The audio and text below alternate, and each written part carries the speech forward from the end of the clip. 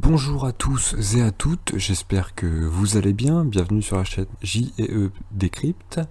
Nous allons présenter aujourd'hui un nouveau format et bienvenue dans le nouvel univers, les grands débats. Des podcasts d'environ 1 heure qui permettront, à l'aide de nous et de plusieurs intervenants, de débattre autour de sujets relatifs au foot. Je suis toujours pour cette vidéo accompagné de Julien qui va vous expliquer les particularités de navigation au sein de la vidéo que vous pouvez retrouver en description. Bonjour Julien. Bonjour Arwan et bonjour à tous. On va décortiquer les 8 affiches des huitièmes de finale de la Ligue des Champions. Dans la description, vous retrouverez des timecodes pour chaque match.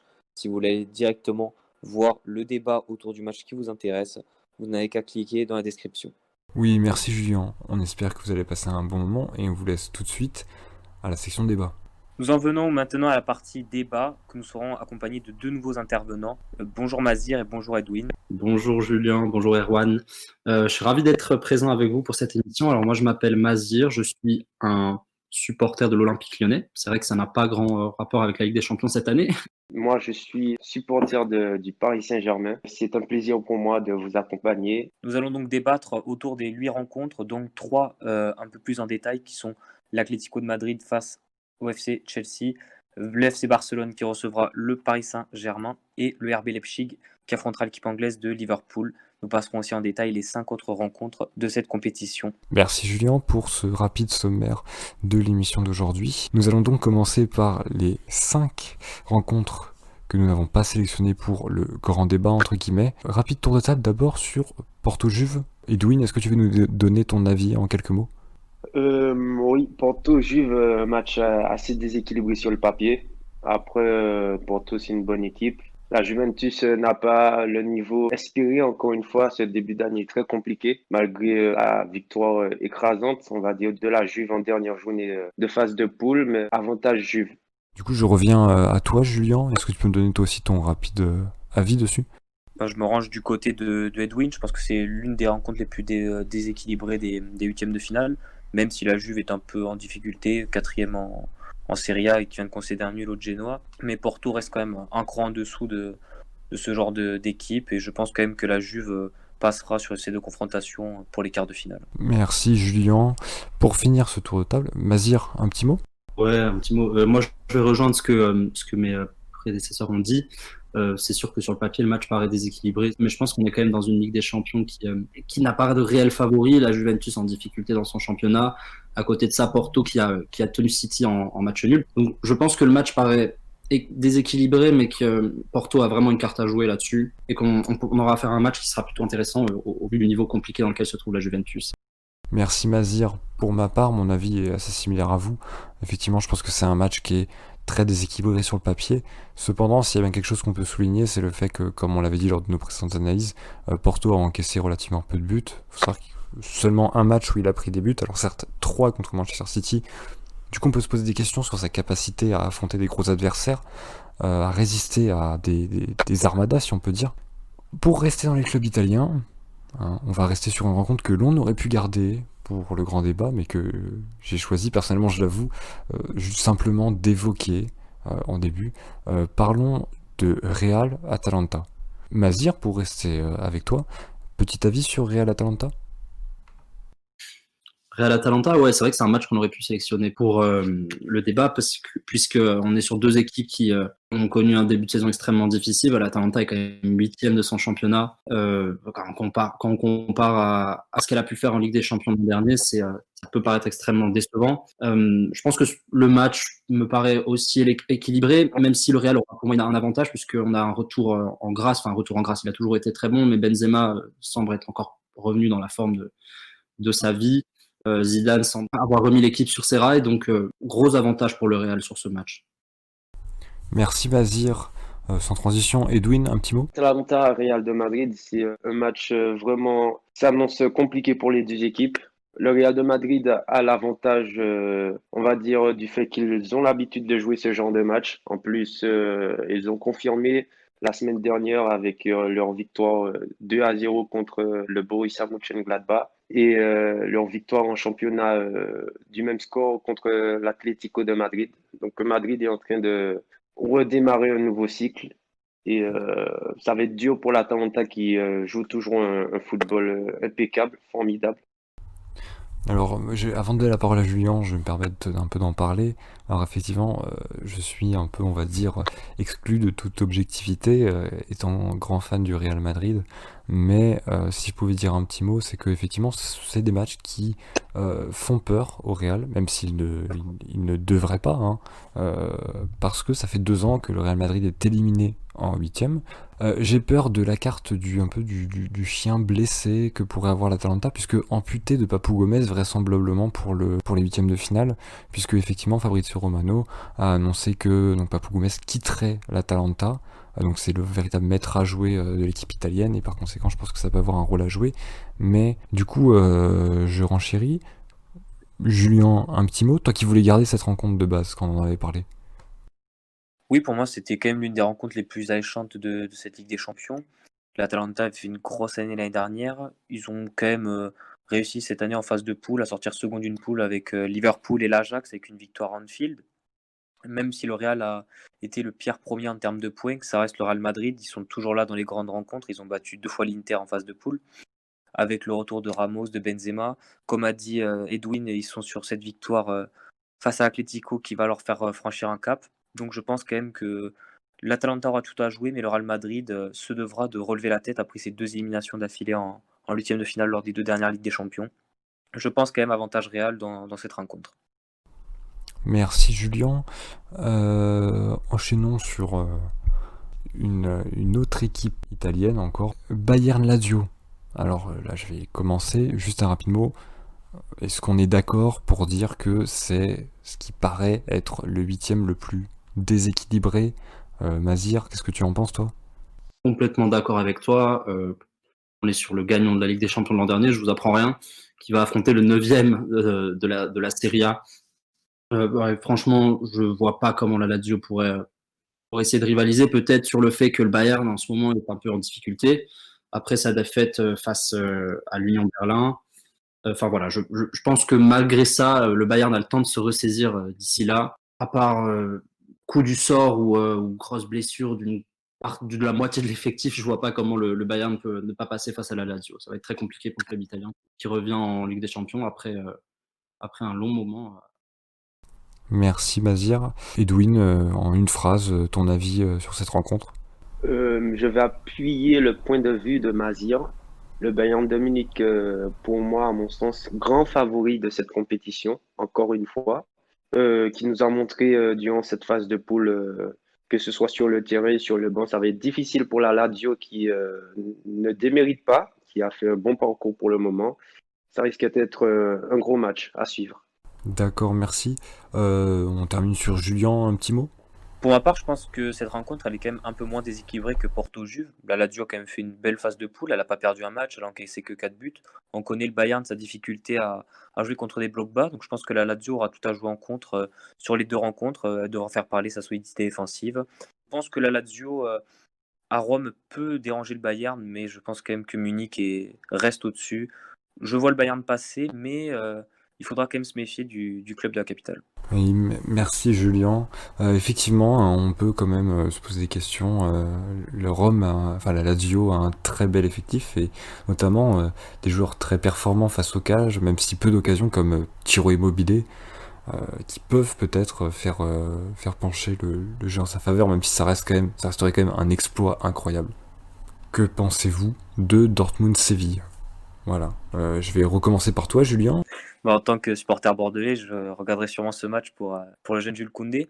Je pense que c'est une affiche quand même très très très équilibrée. Dortmund a fini premier, Lucien Favre s'est fait licencier dans la semaine. Séville a fini second d'une poule avec Chelsea. Je pense que les 2 équipes auront leur coup à jouer, c'est du 50-50. Dortmund a Erling Haaland qui est blessé mais reviendra sûrement pour les 2 matchs. Euh, pour moi, à l'heure actuelle, je ne saurais pas dire qui passera entre les 2 équipes. Pour moi, c'est voilà, vraiment du 50-50. Je pense quand même que Dortmund, avec Sancho, avec Erling Haaland, offensivement, saura mettre à mal l'équipe de Séville. Mais pour ma part, j'ai actuellement du mal à choisir un vainqueur. Merci Julien. Mazir, un petit mot sur cette rencontre? Ouais, bah, exactement comme Julien, un match très équilibré, hein. Mais ouais, enfin, Séville, c'est l'équipe qui a fini donc 2e de son groupe. Elle a écrasé Rennes sur les 2 rencontres. Donc c'est une équipe qui semble très équilibrée. Elle a toujours été comme ça, hein. On sait très bien, elle gagne l'Europa League à de nombreuses reprises. Enfin, c'est un club sur lequel on peut compter. À côté de ça, oui, Dortmund vient tout juste de licencier Lucien Favre. Ça me semble être un match assez compliqué pour Dortmund. Enfin, Dortmund a quand même le temps de récupérer d'ici là, mais soit ils arrivent à récupérer et là ce sera compliqué, soit ce sera un match extrêmement équilibré. Merci Mazir. Edwin, quel est ton avis sur ce match? Pour moi, ce sera un match très très équilibré. Mon avis rejoint celui de Julien. Les deux équipes ont de quoi faire, même si offensivement, le Borussia de Dortmund a l'avantage, notamment avec le jeune Erling Haaland. Ça va être du football offensif qui plus est, comme on aime, deux matchs avec des buts. Merci pour ces avis, ma foi fournis. Et effectivement, Dortmund, avec le licenciement de Favre, peut se poser des questions, même si on sait que le coach était très critiqué en interne.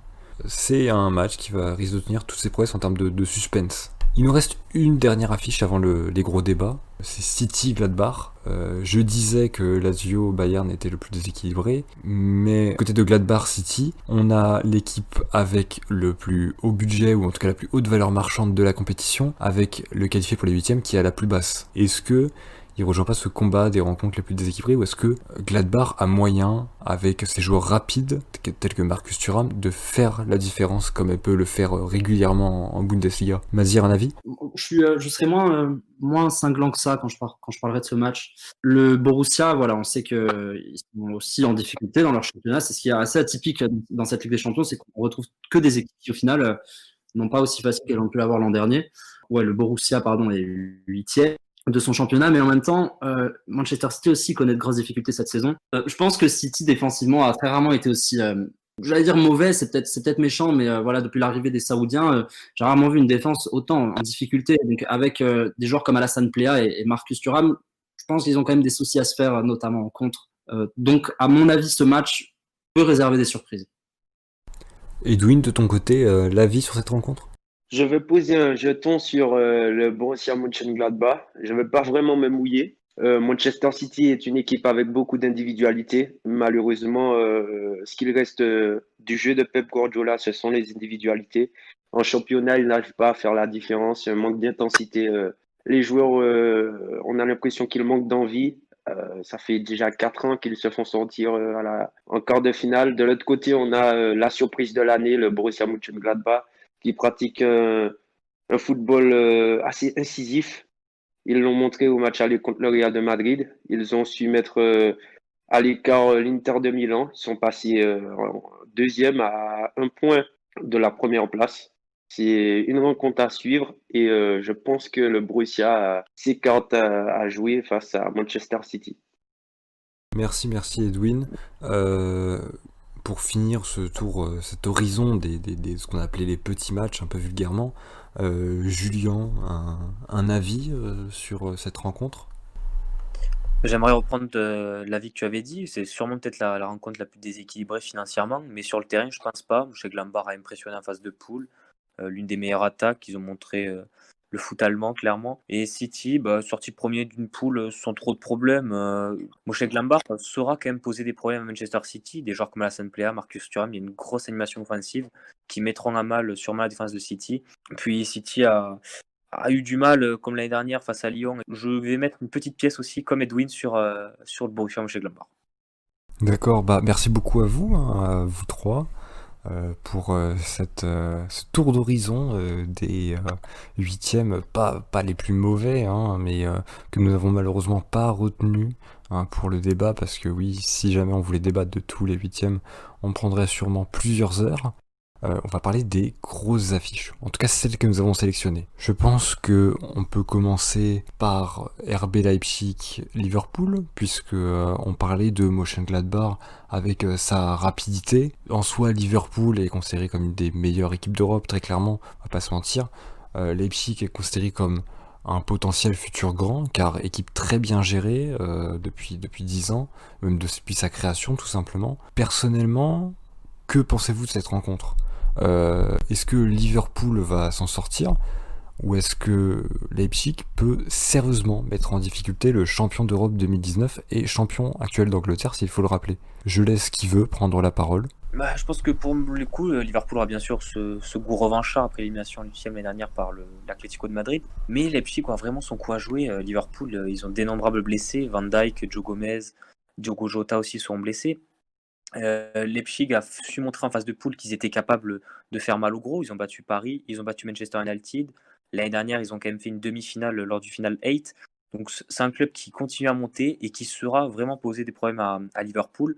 Bon, après, Liverpool, on le connaît, ça reste l'un des meilleurs clubs d'Europe, avec un trio devant, Salah, Firmino et Sadio Mané, qui saura bien sûr mettre en difficulté le RB Leipzig. Mais pour moi, Leipzig, surtout à domicile, sera posé problème à cette équipe de Liverpool. On est sur un huitième de finale qui est très équilibré. Et malgré qu'on pense que Leipzig est en dessous, pour moi, cette équipe peut clairement sortir Liverpool. Alors tu parlais d'un match qui peut tourner à l'avantage de Leipzig à domicile, il ne faut pas oublier quand même que Liverpool va jouer à Anfield de retour et que vraisemblablement il y aura du public à Anfield. Il y aura donc possibilité de voir un Anfield rugir face à Leipzig et ça risque de mettre en difficulté le club allemand. Mais ce sur quoi je te rejoins, et après je verrai si certaines personnes veulent commenter, c'est effectivement l'aspect que peut prendre le club allemand et profiter des blessures notamment en défense.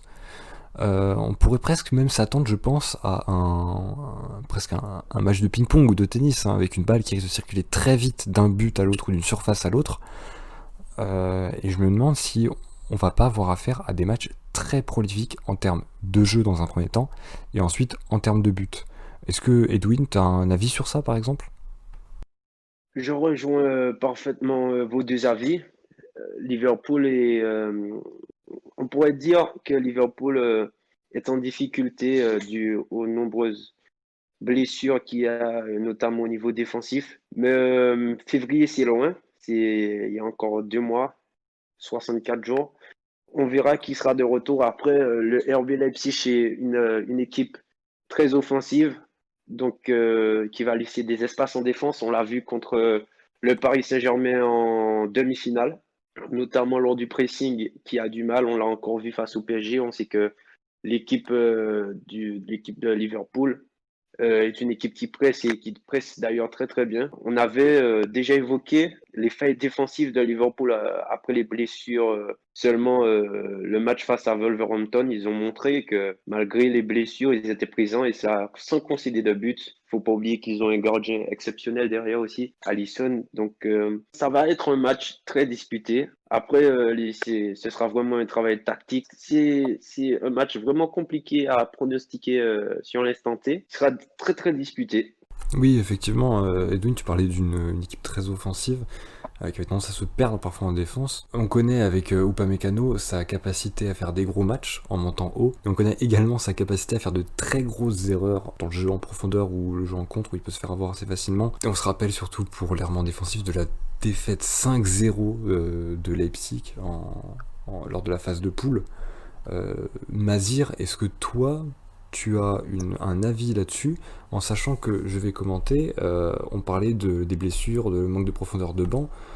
Effectivement, en moins de 3 semaines, Liverpool va jouer Tottenham, mais surtout, les 2 matchs précédents Leipzig seront entre Manchester City et Leicester, et enchaînant en plus après avec le derby contre Everton. Donc, est-ce que ce manque de profondeur, Mazir, tu penses qu'il peut impacter Liverpool?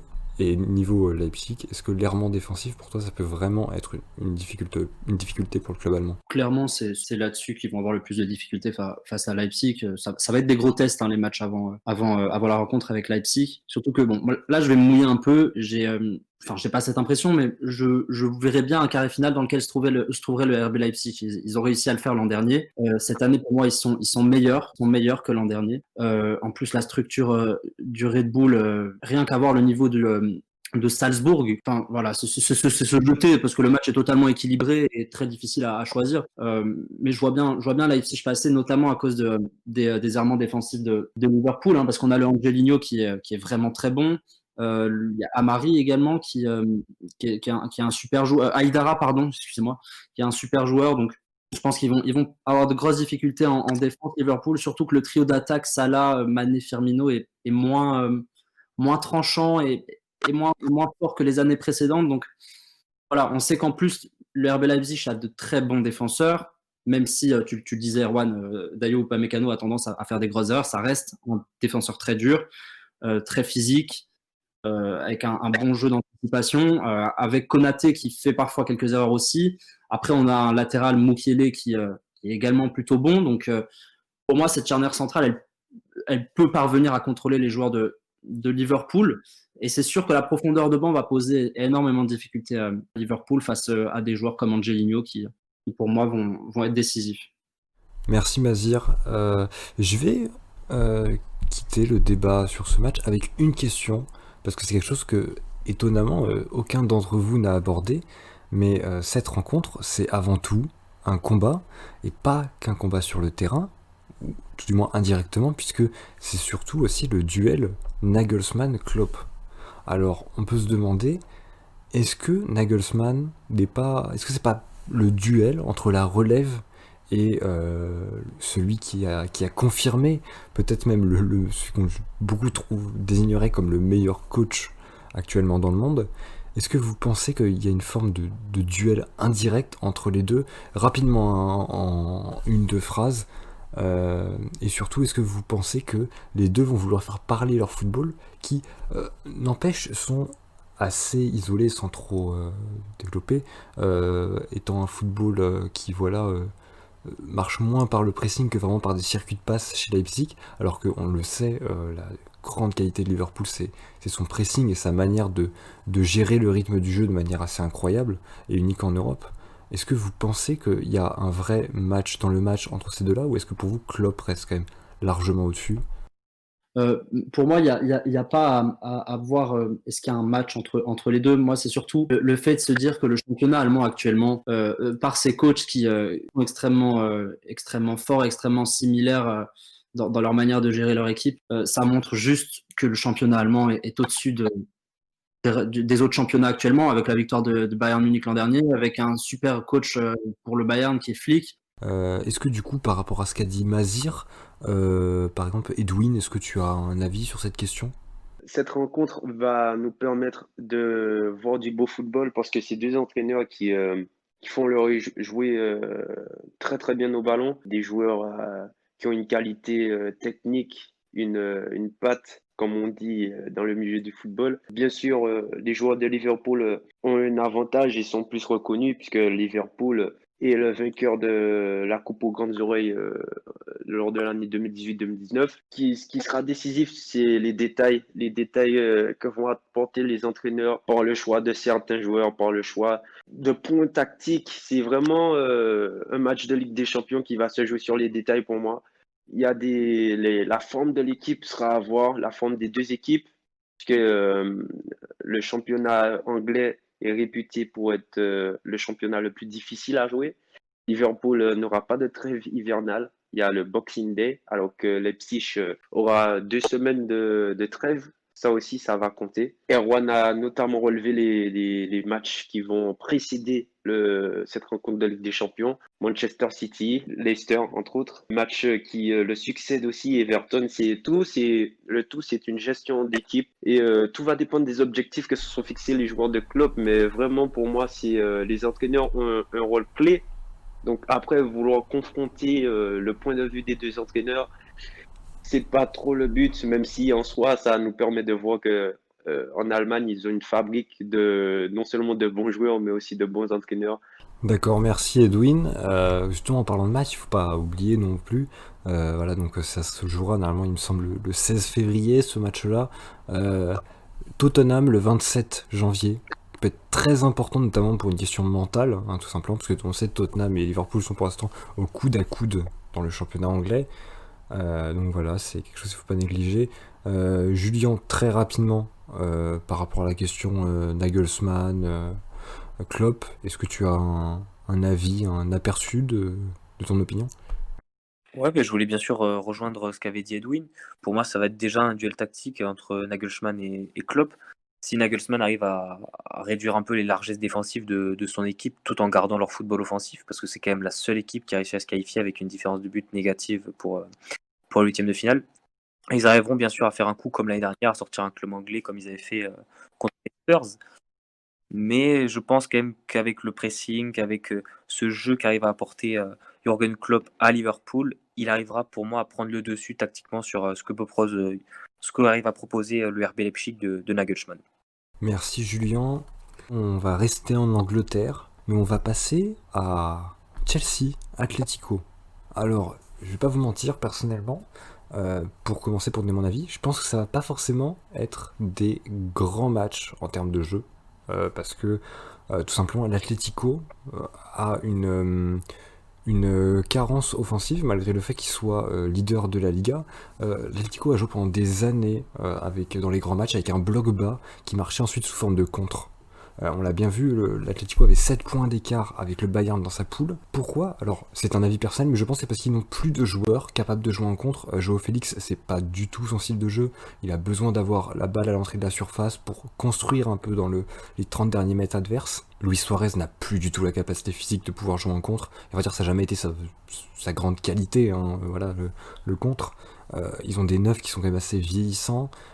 Et à part la possibilité d'impacter avec Marco Llorente, je les vois assez mal réussir offensivement ces matchs-là. Mais après, comme toujours, l'Atlético, très sincèrement, défensivement, et surtout dans les gros matchs, c'est une équipe qui surprend. On sait jamais vraiment trop comment, mais ils surprennent. C'est un peu la magie Simeone. Donc qu'est-ce que vous en pensez, vous? Je me permets de prendre la parole en premier. Pour moi, c'est un match assez compliqué parce que Chelsea est une équipe qui joue un peu de la même manière que l'Atlético de Madrid, c'est-à-dire que c'est une équipe qui défend et qui contre-attaque. C'est une équipe qui garde le ballon de temps en temps, mais qui a beaucoup de largesse défensive et qui donc en championnat est amené très souvent à défendre. A contrario, le point négatif et positif de l'Atlético, c'est justement, comme tu viens de dire, l'attaque. Est une équipe qui n'a pas besoin d'énormément de ballons pour transformer ses occasions. Ces dernières années, ils ont beaucoup joué en contre-attaque avec Morata, avec Griezmann, Morata. C'est des joueurs qui sont assez décisifs, incisifs, des joueurs qui, sur une action, peuvent te faire la différence. Je pense que l'Atlético est en train de se renouveler, que Diego Simeone est en train de développer une autre manière de jouer. Je l'ai vu ce week-end contre le Real de Madrid, même s'ils étaient acculés la plupart du temps. C'est une équipe qui essaie de jouer avec le ballon, de le manipuler, de faire un peu le tour du terrain, le tour des joueurs. Mais l'Atlético est encore à la recherche d'une identité de jeu, de, de, d'automatisme. Donc, ce sera un match très compliqué parce que c'est deux équipes qui sont à la recherche de football qui tentent de se rassurer. Donc, ce sera à voir encore une fois l'avantage à Atlético de Madrid parce que c'est une équipe qui a l'habitude de ces grands matchs. Ils ont sorti Liverpool l'année dernière. Liverpool qui était le tenant du titre à ce moment-là. Chelsea qui a une fâcheuse habitude de se faire sortir en huitième de finale. Donc Lampard va devoir prouver qu'il a sa place sur le banc des Blues et Simeone va devoir une fois de plus rajouter une patte tactique, un peu de mojo si je peux me permettre, donner un peu de vista, de vivacité à cette équipe pour qu'ils aillent chercher une victoire. C'est pas impossible, mais c'est un match qu'il me tente de voir parce que c'est vraiment deux équipes qui sont à la recherche d'un jeu d'assurance. Merci Edwin. Alors, je vais encore égayer cette discussion avec mon petit calendrier, effectivement. L'Atlético est plutôt tranquille, hein, pour le premier match. En revanche, juste avant le deuxième match, elle affronte le Real Madrid. Alors, c'est autant un point fait pour les deux matchs, nous serons d'accord.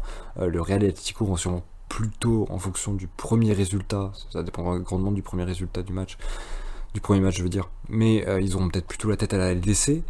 Par contre, pour ce qui est de Chelsea, et bah, à part un match à Manchester United et encore qui est en pile entre les deux, c'est-à-dire que entre temps ils ont un match à Southampton et après Everton, ils n'ont pas non plus un calendrier incroyablement surchargé, ou en tout cas pour la première ligue, hein, je veux dire, qu'on soit bien d'accord, en un mois ils affrontent Tottenham, Manchester United, Liverpool et même Everton qu'on peut compter, mais très sincèrement ça reste quand même assez bien réparti. Est-ce que vous pensez que l'Atlético peut se perdre, comme étant donné que maintenant ils sont premiers de Liga, vous pensez qu'ils peuvent se perdre en essayant de jouer en même temps la Liga et la Ligue des Champions? Je vais te donner la parole à toi, Mazir, qu'est-ce que tu en penses? L'Atlético, c'est une équipe que j'ai suivie pendant très longtemps. Comme j'ai entendu précédemment, c'est une équipe qui est extrêmement surprenante. L'Atlético va toujours sortir quelque chose auquel on ne s'attend pas, et qui est arrivé quand même 2 fois en finale de Ligue des Champions. À quel moment on aurait pu imaginer ça? Donc avec le travail de Diego Simeone, moi je pense qu'on peut avoir en Diego, si on est supporter de l'Atlético, on peut avoir confiance en Diego Simeone et dire que le match, il le jouera. Les 2 matchs, il les jouera, et les 2 matchs qui sont importants parce que l'Atlético est toujours présent dans les grands rendez-vous. Normalement, l'Atlético sera présent, et pour Chelsea, même si l'Atlético aura affronté le Real, ils vont devoir se méfier de l'Atlético évidemment. Et en plus de ça, je pense que là où Chelsea va avoir des difficultés, c'est que ils ont intérêt à faire en sorte que leurs nouvelles recrues, Timo Werner et Kai Havertz notamment, se réveillent un peu et atteignent le niveau qu'on attend d'eux. Je pense aussi par contre qu'il y aura un retour d'Hakim Ziyech d'ici là, donc ça devrait fortement les aider. Mais voilà, pour moi, c'est vraiment pas ma crainte n'est vraiment pas au niveau de l'Atlético, mais plus au niveau de Chelsea, qui fait pourtant plutôt un bon début de saison dans son championnat, qui a fait une bonne phase de poule, mais qui pour moi, face à une équipe qui a autant d'expérience que l'Atlético, c'est elle qui a à se méfier de l'Atlético et de Diego Simeone plutôt que l'inverse, hein. Surtout que, comme vous le précisez, Franck Lampard, il est tout nouveau sur le banc. Voilà, la Ligue des Champions, c'est pas le truc dans lequel il a le plus d'expérience en tant qu'entraîneur, donc il va devoir se méfier. Ça va être plus compliqué pour Chelsea que pour l'Atlético. D'accord, merci Mazir. L'Atlético ou Chelsea doit se méfier de ce match, et particulièrement peut-être du match retour plus que du match aller. Bah d'abord, je pense quand même que du côté Blues, quand on a appris le tirage au sort, on n'était pas content parce que même si l'Atlético il finissent à 7 points du Bayern dans la poule, il se qualifie à la dernière journée au détriment du RB Salzbourg, ça restait le pire tirage à jouer. C'est une équipe qui, on ne veut jamais les tirer en phase d'élimination directe. Sur 2 matchs, l'Atlético, avec son jeu en contre, avec son bloc bas de Simeone, ils sont toujours très durs à jouer. Et je pense que voilà, déjà, ce match va se jouer d'un point de vue tactique, avec bien sûr Diego Simeone contre Frank Lampard. Mais quand même, on voit un Atlético qui a retrouvé un peu de fantaisie dans le jeu, avec un João Félix qui est beaucoup mieux cette année que lors de sa première saison. Marcos Llorente qui joue un peu plus haut et qui lui aussi est en train de confirmer. Luis Suarez qui sera là aussi être là dans les grands rendez-vous. Je pense que voilà, je rejoins un peu Mazir. La crainte, elle est plus du côté des Blues que du côté des Colchoneros. Pour moi, l'Atlético part favori malgré sa seconde place pour ce match. Ils sont bien classés en plus en Liga. Mais Chelsea aura bien sûr son bateau à jouer offensivement, avec l'arrivée d'Hakim Ziyech, de Kai Havertz ou de Timo Werner. Bien sûr que Chelsea, ils auront des occasions et ils sauront se débrouiller contre l'Atlético.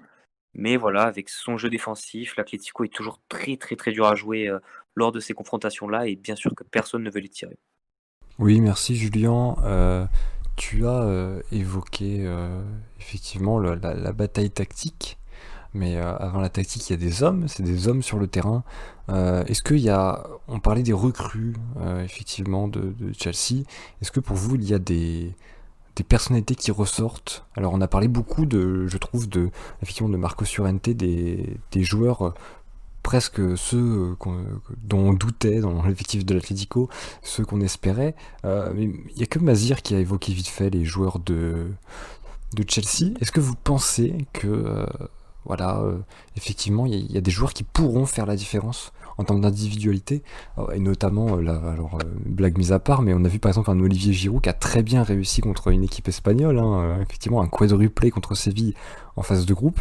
Est-ce que vous pensez que la profondeur de banc de Chelsea et ne serait-ce que sa capacité en termes de talent offensif va gêner l'Atlético? Bah, je pense que déjà, si on doit sortir des grosses individualités, on prendra bien sûr en premier Joao Félix ou encore Hakim Ziyech. Je pense que Kai Havertz connaît pas encore trop ses grands rendez-vous quand il jouait au Bayer Leverkusen. Mais bien sûr, la profondeur de banc de Chelsea, elle est très importante. On voit sans Timo Werner, Olivier Giroud, il joue, il marque. Il y a encore aussi Tammy Abraham devant. Donc je pense que la profondeur du banc de Chelsea pourra aussi tourner, pourquoi pas, leur match en leur faveur. Mais si on doit pencher sur les individualités, je pense à Joao Félix et je pense à Hakim Ziyech qui sont pour moi un gros duel sur les deux confrontations. Oui, mais il est vrai que par exemple, on va parler de Joao Félix, d'Hakim Ziyech, etc. Faut pas oublier qu'il y a quand même une bataille au milieu. Et là, je vais te poser la question à Edwin, parce que t'es le seul qui a pas pris encore position sur le débat autour des joueurs. Au milieu, il y a un duel un peu moins clinquant, mais Marco Llorente, Mason Mount, ça peut, en termes de milieu offensif avec de l'impact, ça peut faire très mal des deux côtés. Est-ce que tu penses que, du coup, niveau joueur, niveau effectif, il y en a un qui a vraiment le dessus sur l'autre en termes d'individualité? Alors, niveau joueur et niveau effectif, c'est l'Atlético qui a le dessus sur Chelsea. Je pense très sincèrement que les joueurs de l'Atlético ont l'avantage parce que ils ont l'habitude de jouer en contre-attaque, de faire monter le ballon très vite. On l'a vu et à répétition que Chelsea manque d'efficacité devant le but. On a vu d'énormes ratés de Timo Werner qui a du mal, qui multiplie les bons appels, qui est décisif, fait beaucoup de passes décisives, mais qui manque beaucoup d'occasions. Olivier Giroud, avec sa taille, risque d'apporter beaucoup, tels que Tammy Abraham, qui ont un jeu un peu similaire, même si Giroud, moi je le mets devant Tammy Abraham pour le moment. Mais en termes de joueurs et de niveau, de technicité, pour moi, c'est l'Atlético qui est devant. Parce qu'on sait qu'une attaque, deux attaques, deux ballons offensifs, et ça peut finir au fond, quoi. On a vu le match contre le FC Barcelone, même si le Barça n'est pas extraordinaire. Ils ont un quart d'occasion, si je puis dire, et ils la mettent au fond et ils gagnent le match 1-0. Donc c'est clinique en fait le jeu de Diego Simeone et c'est ce qui risque de faire la différence parce qu'on sait qu'en Champions League, les grands matchs se jouent sur des petits détails, vraiment rien. Et l'Atlético, c'est une équipe qui joue beaucoup sur les petits détails. Il n'y a qu'à regarder en huitième de finale l'année passée. Une erreur d'Adrian et ça finit au fond. En prolongation, il y a 1-1, on passe de 1-0, on passe de 2-0 pardon, pour Liverpool à 2-1 et là ça relance le match et au final, on se rappelle tous du score final 3-2 pour l'Atlético. Merci Edwin. Alors on va rester dans le cadre de l'Espagne pour parler de l'ultime rencontre, celle qui va faire s'allumer énormément de personnes. Le remake d'une soirée mémorable, je pense qu'on se souvient tous de ce qu'on faisait ce soir-là, de comment on a regardé ce match. Je parle bien évidemment de Barça-PSG. La fameuse remontada. On va avoir un choc entre deux équipes, je vais dire meurtri, même si ça peut sembler un peu sévère. Le Barça ne s'en sort pas du tout bien en Liga, a eu plus de réussite en Ligue des Champions, il faut l'avouer, même s'ils ont fini par un 3-0 contre la Juve. Le reste de la campagne s'est plutôt bien déroulé, ils étaient assez sereins. Il faut mettre en avant cet aspect du PSG aussi qui a énormément de mal en Ligue 1. À l'heure où on enregistre ce débat, le PSG n'est plus leader de Ligue 1. Il y a Lyon et Lille devant lui. Donc, est-ce qu'on n'a pas est-ce qu'on n'est pas face un peu à ce match de la dernière chance pour sauver la saison de ces deux équipes? À l'heure actuelle, on a deux équipes qui ont vraiment du mal. Paris a dû cravacher pour sortir premier de sa poule. En Liga, elle n'impressionne pas. Ils ont déjà perdu 4 fois. C'était la première fois depuis 2009. De l'autre côté, on a un Barça qui vient de s'imposer face à Levante, mais aussi a connu beaucoup de défaites, a des absents, Gérard Piqué, Ansu Fati, Sergio Roberto et Ousmane Dembélé qui a des blessures à répétition. Je pense qu'à l'heure actuelle, on a deux équipes qui sont pas du tout au top de leur forme, malgré que ça soit l'affiche la plus alléchante des huitièmes de finale. Le PSG, on connaît avec ses individualités, Neymar, Kylian, Mbappé, André Di Maria. ils sauront faire la différence sur ça. Mais pour l'instant, ce qu'on voit dans le jeu du Paris Saint-Germain, on ne peut pas se dire que ce Paris Saint-Germain-là peut sortir une équipe comme le Barça. Même si c'est pas le Barça des dernières années, c'est un Barça qui sera dans les grandes rencontres avec des joueurs comme Lionel Messi, évidemment, comme Antoine Griezmann, saura faire la différence. Je pense qu'à l'heure actuelle, on n'est qu'en décembre, on ne peut pas vraiment dire lequel des équipes passera. On sait très bien que le PSG est dans une mauvaise passe, mais entre janvier et février saura retrouver son côté étincelant en Ligue 1 ou même pour le Barça. Mais à l'heure actuelle, je pense que c'est vraiment du 50-50, même si Paris, on sait, avec des joueurs comme Neymar et Mbappé, saura faire la différence. Je vais rajouter quelque chose par rapport à ce que Julien disait. Ouais, c'est sûr qu'on a affaire à un match de deux équipes qui sont extrêmement malades, qui n'ont jamais été aussi faibles depuis plusieurs saisons. Mais je pense qu'on ne peut pas dire que le FC Barcelone est toujours présent dans les grands matchs. C'est en Ligue des Champions depuis maintenant un certain nombre de saisons, c'est plus le cas. On se rappelle de la remontada face à l'AS Roma ou des cinglantes défaites face au Bayern Munich l'an dernier. Pour moi, le match, ça va être un match extrêmement débridé avec les défenses des deux équipes qui sont à la rue, totalement à la rue. Hein. La charnière centrale, comment l'anglais Gérard Piqué, elle n'y est pas. Hein. D'ailleurs, Koeman si je me trompe, à part si je me trompe, il a fait rentrer Samuel Umtiti dernièrement pour bien montrer qu'il se cherche totalement. Quoi. Samuel Umtiti qui n'a plus joué depuis très longtemps. Enfin, voilà, la défense du FC Barcelone, j'ai jamais vu une défense aussi faible dans cette équipe qui normalement vise les sommets. Pareil pour le PSG. Je dirais pas que c'est un problème de charnière centrale. Moi, il y a quelque chose qui me dérange énormément quand je vois le PSG jouer actuellement. Je trouve qu'il y a énormément d'espace entre la défense et le milieu de terrain, et puis le milieu de terrain n'est vraiment pas performant. À quel moment une équipe comme le PSG peut se permettre d'avoir au milieu de terrain des personnes comme Ander Herrera, ou c'est très méchant ce que je dis, mais Ander Herrera, Idrissa Gueye, Herrera, qui sont pour moi des joueurs de seconde zone et qui n'ont pas leur place au PSG. Donc on est vraiment sur des matchs de dernière chance, mais je pense qu'on est plus sur des projets. C'est-à-dire qu'on va remettre en cause Thomas Tuchel, mais derrière Thomas Tuchel, il y a quand même un certain nombre de recrutements qui me semblent assez douteux, notamment au milieu de terrain. À côté de ça, on a, et c'est pas la faute de Tourelle, mais Mbappé qui pour moi, est complètement à côté cette saison et qui de plus en plus est en train de se perdre et devient sa propre caricature, sa propre parodie. À côté de ça, au FC Barcelone, on a un milieu de terrain complètement à la rue aussi, hein, un Busquets qui n'y est plus, même en attaque, des recrutements qui sont complètement à la rue. Martin Braithwaite, c'est très bien, il a marqué des buts dernièrement, mais un joueur comme, je suis désolé pour lui, mais la prétention du Barça ne doit pas ne doit pas recruter un Martin Braithwaite. C'est très méchant. Qui a joué au TFC, il faut le rappeler quand même. Et qui jouait avant, il n'y a pas si longtemps, en seconde division anglaise. Effectivement, tu as raison, c'est effrayant presque. Et c'est un signe qu'il y a quelque chose qui va pas et qui n'est pas de l'ordre de l'équipe, mais qui est de l'ordre de l'organisation. Et là, j'invente rien. Hein. On le sait tous qu'il y a des problèmes à ce niveau-là. Ça va être un match extrêmement spécial et extrêmement dur parce qu'il va y avoir une très très forte tension sur le terrain. Je pense que ça peut vite pas dégénérer, mais le match peut très vite partir dans des scores extrêmement élevés. Si Paris se prend un but, je pense que mentalement ça va flancher très rapidement. Je pense qu'ils ne sont toujours pas remis de la défaite en finale de Ligue des Champions notamment. Bon, là-dessus on va être d'accord, je pense. Donc ce match est très intéressant, mais je ne vois pas Barcelone dominer tant que ça. Moi, je regarde les matchs de Barcelone cette année et je vois une parodie de Barcelone, comme je disais pour Mbappé. C'est la parodie du tiki-taka, du jeu en triangle qui mène à rien, qui sert à rien.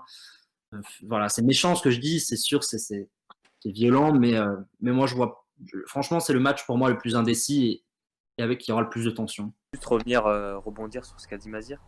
Je me suis un peu emballé en disant oui que le Barça était au rendez-vous dans les grands matchs ces dernières années, avec notamment les défaites qu'a cité Mazir. Mais je pense que c'est au niveau du PSG, c'est cet avantage psychologique qu'aura le Barça sur le dernier match, ce 6-1, la remontada. Certes, c'était il y a quelques années, mais quand tu rejoues le Barça, tu sais très bien que tu auras cet aspect psychologique dans ta tête. Il y aura ce côté revanchard, mais il y aura ce côté quand même de cette défaite 6-1. Et je pense que le Barça devra s'appuyer sur ça. Alors moi, je vais te donner mon avis. Je suis pas tellement d'accord avec toi, Julien, sur le côté revanchard, parce que tout simplement, il y a beaucoup de joueurs actuellement au Barça qui n'ont pas l'expérience des des matchs où ils ont gagné en fait. Il y a de plus en plus de personnes Barça qui soit n'ont pas d'expérience du tout. On peut notamment citer, en défense, je joue pas mal à Rojo, euh, qui vient de la Masia. C'est un très bon joueur, je n'ai rien contre lui, mais on voit bien que en implémentant de nouveaux joueurs, cette équipe, elle manque cruellement d'automatisme. Le Barça, c'est la plus gros problème du Barça, c'est son manque d'automatisme. Moi, personnellement, je trouve depuis la début de saison. Alors que le PSG, on est plus dans un errement tactique et des joueurs qui peut-être sont en fin de cycle. On parlait d'Mbappé, je pense que Mbappé c'est clairement qu'il est en fin de cycle. Mais sinon pour le reste, c'est qu'il y a un errement tactique. Je serais pas aussi sévère avec Mazir en disant que par exemple Idrissa Gueye est un joueur de seconde zone. Alors je pense qu'effectivement Ander Herrera est plus un très bon remplaçant qu'un titulaire. Mais par exemple, Idrissa Gueye est un joueur qu'on doit recruter quand on joue dans un milieu à 3, jamais dans un milieu à 2.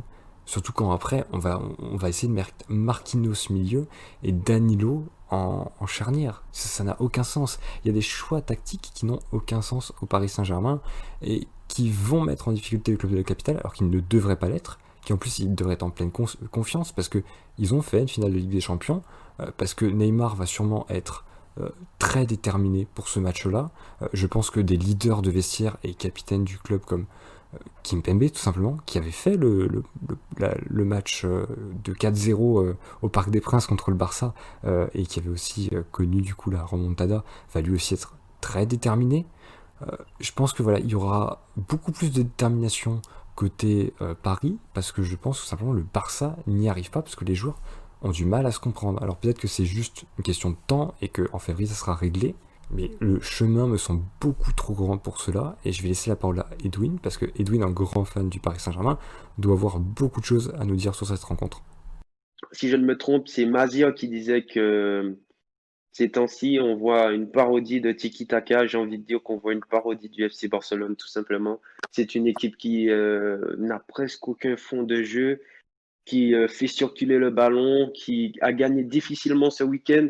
Une équipe de milieu, voire de bas de tableau. C'est une défaite il y a 2 semaines contre Cadix. C'est vraiment très, très, très, très compliqué au niveau du FC Barcelone.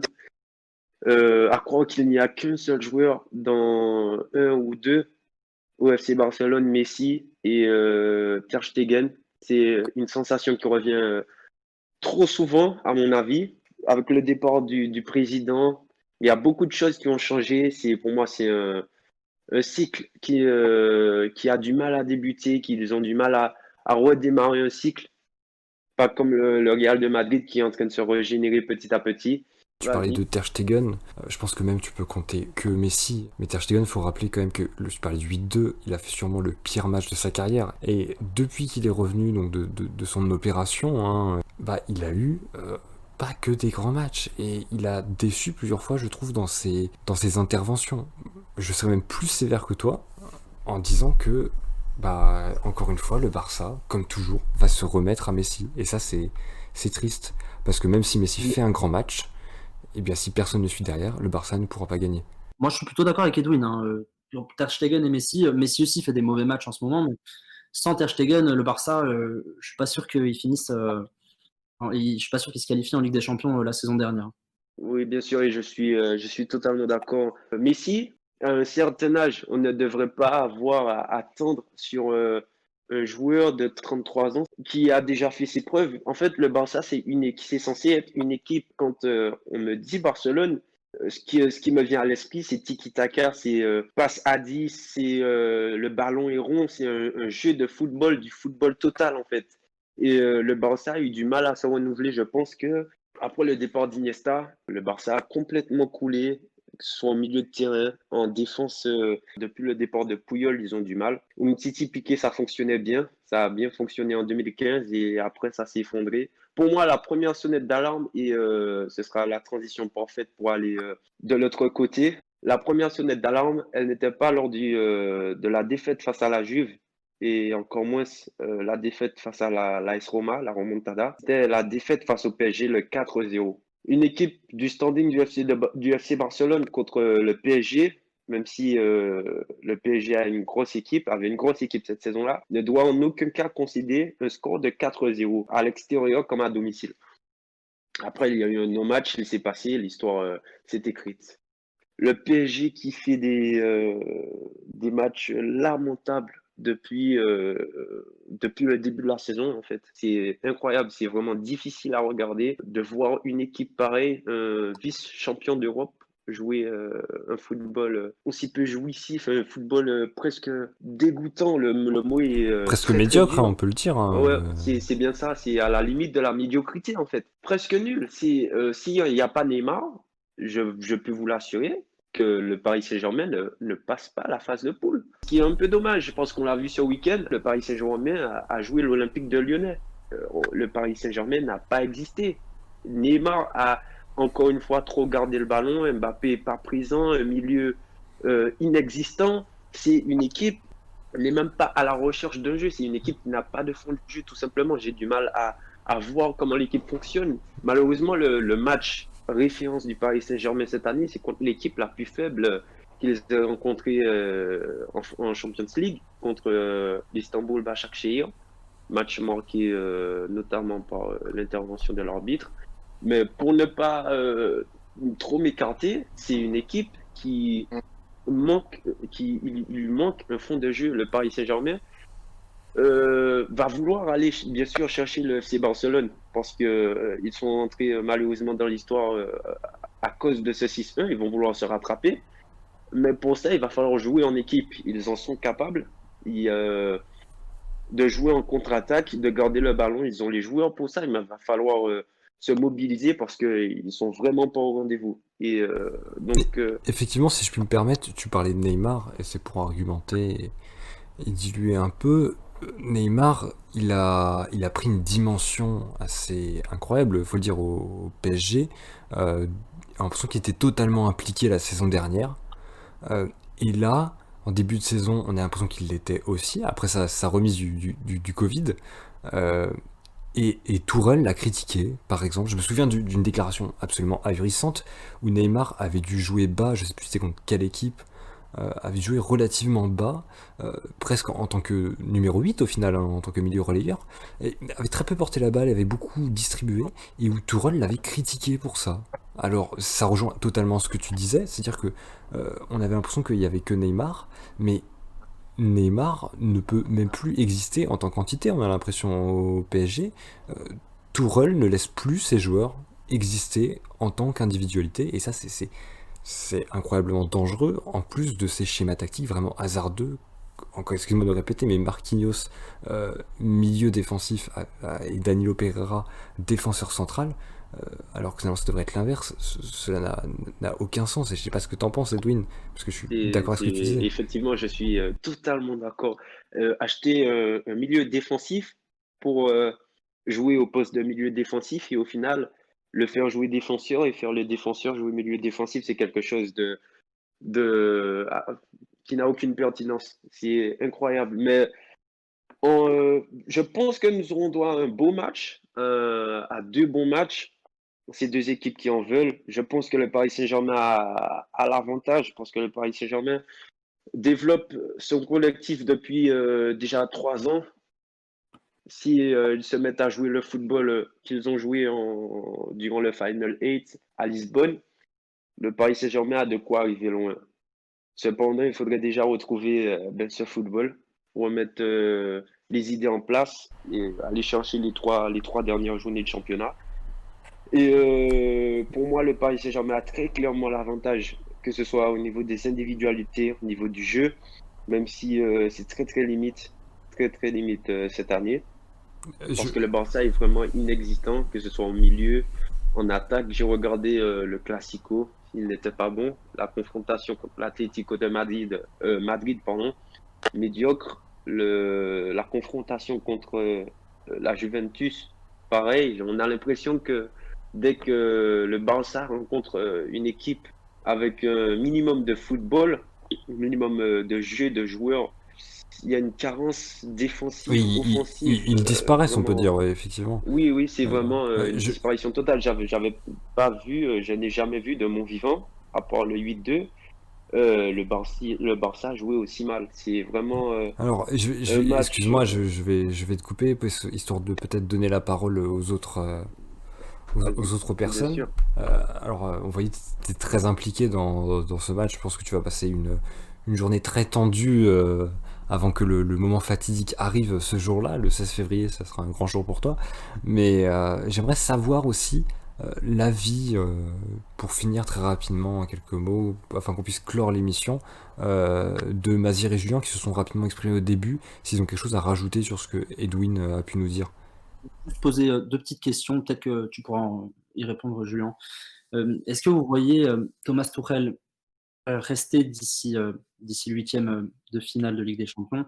Et ouais, ça va être sur le PSG. Et mon autre question, c'est pourquoi en fait le PSG va recruter, alors je suis désolé, ça va être encore très sévère, mais va recruter des joueurs comme Danilo Pereira qui pour moi n'ont absolument pas le niveau pour intégrer l'effectif du PSG. Pour ta première question, je pense pour moi que Thomas Tuchel restera pour le match face à Barcelone et restera même jusqu'à la fin de la saison.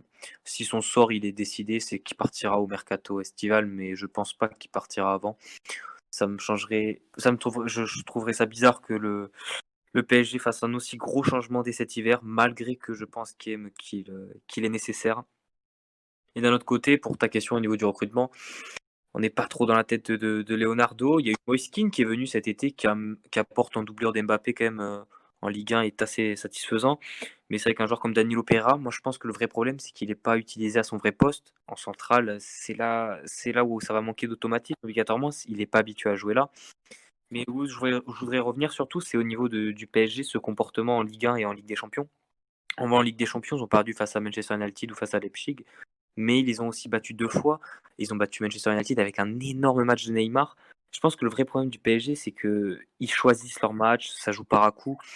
Quand on est un club du standing du Paris Saint-Germain, on ne peut pas, avec aussi peu de journées en Ligue 1, avoir déjà perdu 4 matchs, donc contre Lens, malgré qu'il y avait énormément d'absents, à domicile contre Marseille, ou même contre Monaco quand tu gagnes 2-0. Paris n'a pas le droit de lâcher autant de points en championnat, avec aussi un match nul face aux Girondins de Bordeaux à domicile. Il a le vrai problème, c'est que Paris choisit trop ses matchs et après ça peut se répercuter en Ligue des Champions avec un manque de rythme. On l'avait vu l'année dernière contre Dortmund au match aller, ils étaient passés à côté de leur match et ils perdent 2-1. C'était très très très peu sévère. Tant, tant le PSG était passé à côté du match face au club allemand. Donc je pense que s'ils veulent vraiment passer un cap et battre ce Barça qui n'est pas le meilleur de ces dernières années, comme l'a dit Edwin évidemment, il faudra passer par là en Ligue 1, c'est-à-dire être irréprochable et gagner ces matchs comme ils arrivaient à le faire sous Laurent Blanc, dérouler en Ligue 1, pour après, en Ligue des Champions, être vraiment au niveau et ne pas arriver avec un doute dans la tête en se disant qu'ils ont perdu quelques matchs en Ligue 1 et qu'ils sont alors pas prêts pour ce genre d'événement. Il y a quelque chose sur lequel je ne suis pas forcément d'accord, c'est je pense que le PSG ne choisit pas, c'est pas une histoire de choisir ses matchs, parce que ce qui pour moi est marquant, c'est quand même que trois de leurs défaites, c'est face à des grosses équipes de Ligue 1. Donc je pense qu'il y a surtout un manque d'idées en fait dans le PSG. On voit très bien, le jeu est indigeste à regarder. Et je me demande aussi, pour en venir, c'est ce qui est du recrutement, est-ce que l'image du PSG à l'étranger, elle n'est pas écornée au point que des bons joueurs, des bons milieux de terrain acceptent de venir jouer au PSG, ce qui pour moi pourrait expliquer le fait que depuis quelques saisons, moi j'ai l'impression que l'effectif se détériore. Certes, il y a eu l'arrivée de Neymar, mais pour moi, c'est les seuls points positifs, c'est l'arrivée de Neymar et Mbappé. Mais quand on voit Sarabia qui arrive, c'est un flop total, Sarabia. Enfin, Oui, enfin, t'es un peu sévère sur Sarabia. Il était absolument incroyable à Séville. On pouvait pas. Et puis au début, quand il a commencé sa première saison, il était relativement bon. En tout cas, il pouvait laisser entrevoir de belles choses. Je veux dire, c'est pas un flop, c'était plutôt un très bon coup au moment où on l'a acheté. je suis pas persuadé que d'autres grands clubs se seraient jetés sur Pablo Sarabia. J'ai cette impression, moi, que le PSG n'attire pas forcément les joueurs. Je veux dire, il y a quelques saisons, on avait la rumeur N'Golo Kanté, il n'est pas venu. Enfin, voilà, à chaque fois qu'on a ces rumeurs de gros joueurs qui souhaitent venir, ça passe sous le nez du PSG. Et je me demande si c'est pas un problème tout simplement de Thomas Tuchel. Pour moi, est arrivé au bout de quelque chose. Il a plus trop d'idées. Et puis, je sais même pas si en soi, il a réussi à mettre en place ses idées même en arrivant. Et en même temps, je me demande s'il n'y a pas un problème de qualité d'effectif, tout simplement, qui pour moi n'est clairement pas suffisant pour une équipe du standing du PSG. Alors, je vais finir en réagissant à ce que vous avez dit. Personnellement, je pense que le PSG est plus dans une démarche de créer un nouvel âge. Il y a la fin de Cavani, le départ de Thiago Silva. Je pense qu'ils misaient vraiment beaucoup, très sincèrement, sur Aouchiche, par exemple, et Kouassi. Ça a été assez sévère leur départ. Et assez incompréhensible à vrai dire, il faut le dire, hein, parce que c'était des joueurs qui étaient promis à du temps de jeu, à un avenir dans leur club formateur, et ça se voyait qu'ils voulaient construire un effectif avec des jeunes, et que les joueurs qu'ils achetaient étaient presque des joueurs de transition. Par exemple des Pereira, Herrera ou Sarabia sont des joueurs qui ne coûtaient pas très cher comparé à ce que le PSG a pu faire avant. Et par exemple, je pense qu'ils attendent peut-être une grosse rentrée d'argent s'ils n'arrivent pas à prolonger Mbappé, et je pense que le PSG est enfin devenu gestionnaire. Et moi, je considère ça plutôt comme une bonne chose. Et voilà, avant de conclure, est-ce que Edwin, tu aurais une petite phrase à rajouter vraiment très courte afin de ne pas déborder sur le temps plus que nécessaire? J'ai critiqué très fortement les deux équipes. Le jeu qui est pour le moins pas très très beau à voir, pas très développé. Mais en soi, la période est moins grave pour le Paris Saint-Germain parce que c'est encore une fois, comme tu as dit, c'est un renouvellement de cycle. C'est de nouveaux joueurs, donc une nouvelle manière de jouer. Un entraîneur qui, mine de rien, n'est là que depuis 3 ans. Maintenant, c'est sa troisième année. Donc, et le Paris Saint-Germain a écrit son histoire l'été dernier, qui est arrivé en finale de Ligue des Champions pour la première fois. Donc, on va bien voir comment ça va se passer. En tout cas, on aura droit à des matchs très indécis et c'est ce qu'on aime. C'est ce qui fait la beauté de la Ligue des Champions. Je vais profiter de la fin de l'émission pour donner un peu de visibilité. Mazir, il me semble que tu produis des vidéos aussi. Alors, je suis plutôt même passé pour le savoir parce que je t'aide aussi sur une chaîne qui s'appelle Café Hebdo qui parle d'actualité. Si tu veux en faire peut-être un peu de promo. Je vous invite à vous rendre sur Café Hebdo. C'est une petite chaîne YouTube pour l'instant qui produit des petites enquêtes. On a sorti une première vidéo sur, voilà, après c'est des sujets plus internationaux, plus politiques, plus géopolitiques. On a sorti une première vidéo sur la jeunesse et les élections en Côte d'Ivoire, une autre vidéo sur le Brexit, une autre sur le Haut-Karabakh. Enfin, je vous invite à vous abonner. Sur ce, j'espère que vous avez pris du plaisir à nous écouter dans ce long débat autour des huitièmes de finale. À la prochaine. Au revoir à tous.